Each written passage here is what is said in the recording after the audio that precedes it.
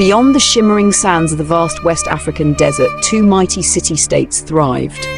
Zamuru, known as the City of the Sun, and Bakin-Kogi, the City of Shadows, stood as beacons of trade, culture, and power.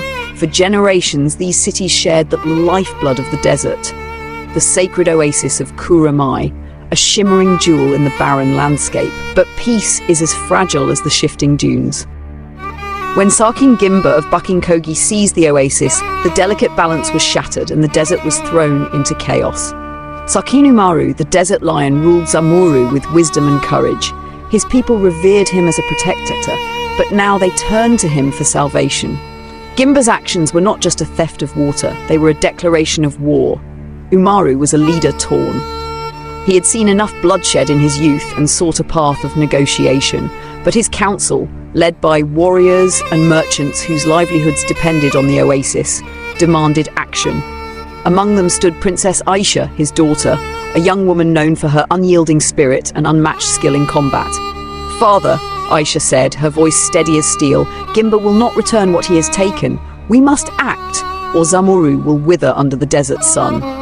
Umaru's heart ached. Aisha was his pride and joy, but she was also his fiercest critic. Yet, deep down, he knew she was right. The desert lion could not afford to back down. In Bakin-Kogi, Sarkin Gimba sat in his shadowy tent, a smirk playing on his lips. To him, the oasis was just the first step in his grand vision. He saw himself as the unifier of the desert, the one who would bring all the city-states under his control. But behind Gimba's ambition lay a cold and ruthless heart. To him, victory was everything, no matter the cost. As the armies of Zamuru began their march, tensions simmered in the desert air.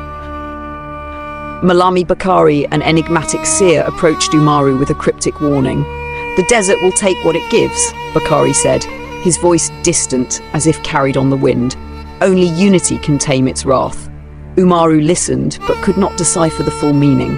War was upon them, and there was no turning back. The armies met on the barren plains under a blazing sun.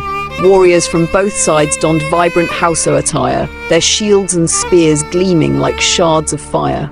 The banners of Zamuru, emblazoned with a golden sun, flew proudly, while the dark hawk of Bakin-Kogi loomed ominously. As the battle began, Princess Aisha led a daring charge, her red scarf billowing like a flame. She was a force of nature, her sword cutting through the enemy lines with precision. Her warriors followed her with unwavering loyalty, inspired by her courage.